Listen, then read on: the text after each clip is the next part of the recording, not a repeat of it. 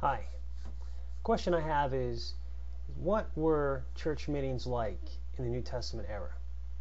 In particular, were the church meetings during the New Testament era, were they similar to the meetings that we have today? That is, did their church meetings follow a pretty rigid liturgy where you had predetermined songs that were sung and led by a worship team, and then maybe an offering was received, and then finally you had a preacher standing behind a pulpit and give a monologue for 45 minutes or so from the Word of God? Was this how the New Testament church conducted their meetings? More importantly, is this how the divinely inspired apostles wanted church meetings to be conducted? Well, for my study of the New Testament, the answer is no.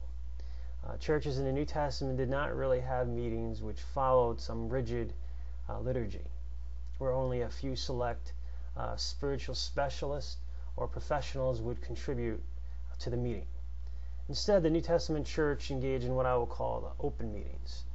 And what I mean by an open meeting is a meeting where every member is free to speak and interact with the other members and ultimately contribute towards the building up of the assembly in some form using their respective gifts and abilities. And one of the best chapters in the New Testament which supports the concept of open meetings is 1 Corinthians 14. Now, if you're familiar with 1 Corinthians, you're likely aware that one of the main things Paul does in this letter is he gives some instructions in regard to solving many of the problems that the Corinthians had in their church life. And one of those problems was in regard to their spiritual gifts.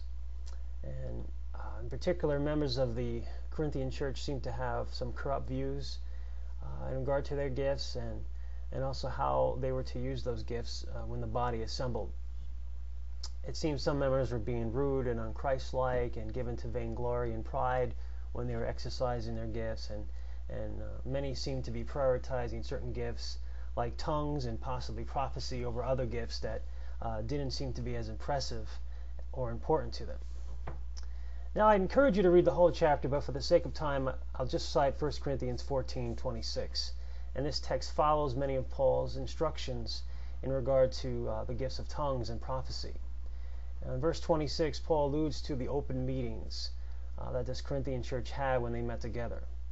As the text says in verse 26, "How is it, brethren, when you come together, each of you has a psalm, has a teaching, has a tongue, has a revelation, has an interpretation?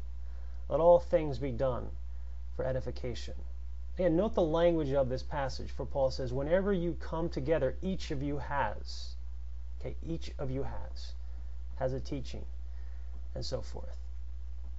When he says each of you, he's referring to every member of the Corinthian church. That's what the phrase each of you is in reference to. This is very important. Right? Paul is clearly implying that the format of the Corinthian church meeting was one where each of the members was free to contribute, free to exercise their respective gifts or abilities so they can contribute something to the church meeting.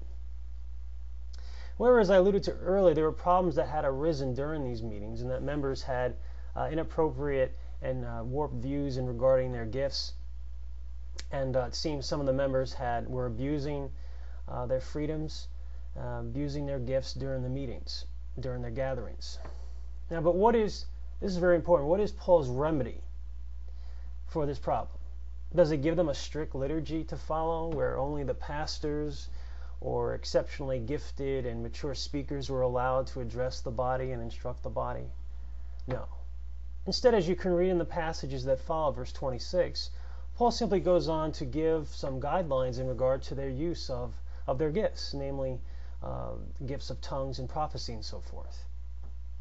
And note that Paul doesn't even mention the supposed concept of the centrality of preaching, which is something generally practiced in most traditional churches today. The centrality of preaching concept is the belief that preaching the Word of God by one teacher, this is important, right?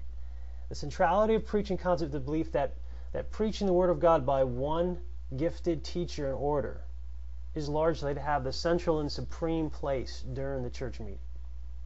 So much so that there's barely any opportunity for anyone else to speak and contribute during the meeting. Now, while many insist on this practice in the church, it is significant that Paul doesn't mention such a concept in this chapter, which deals with the church meeting. In fact, he doesn't mention preaching at all. And note, there's no support for the centrality of preaching in any of Paul's other writings, nor in the writings of any other inspired man of God. Let me stop here and I'll go on to part 2. Thank you.